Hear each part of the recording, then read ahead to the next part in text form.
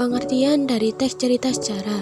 Teks cerita sejarah adalah teks yang menjelaskan dan menceritakan tentang fakta dan kejadian masa lalu yang menjadi latar belakang terjadinya sesuatu yang mempunyai nilai sejarah.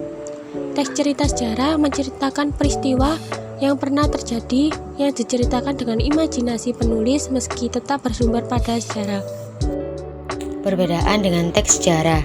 Teks cerita sejarah adalah teks yang berupa kisah imajinatif yang ditulis dengan tokoh atau latar sejarah yang memang benar-benar terjadi secara faktual. Sebaliknya, teks sejarah adalah tulisan yang berisi cerita, kejadian, atau peristiwa yang benar-benar pernah terjadi atau berlangsung di masa lalu. Selanjutnya yaitu struktur teks cerita sejarah. Yang pertama ada orientasi, kedua urutan peristiwa, dan yang ketiga adalah reorientasi.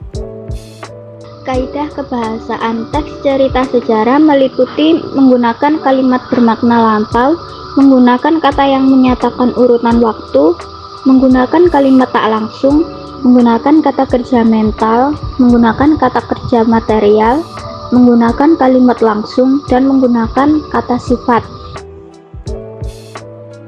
Nilai-nilai kehidupan yang termuat dalam teks cerita sejarah biasanya secara implisit atau tidak dinyatakan secara terang-terangan dalam alur tokoh, latar, hingga tema.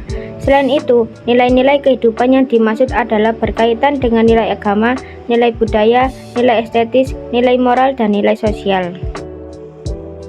Contoh, satu orientasi Athena Jeng Kartini atau yang kita kenal dengan Ibu Kartini.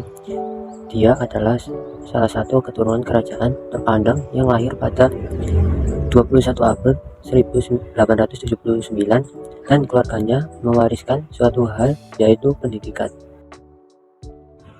Urutan peristiwa. Ada di dalam keluarga seorang gadis atau wanita yang belum menikah, belum dibolehkan keluar rumah atau disebut dipingit.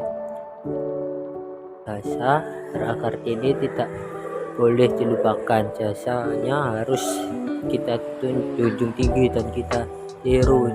Sifat pantang menyerah untuk setiap masalah, karena setiap masalah pasti ada solusinya.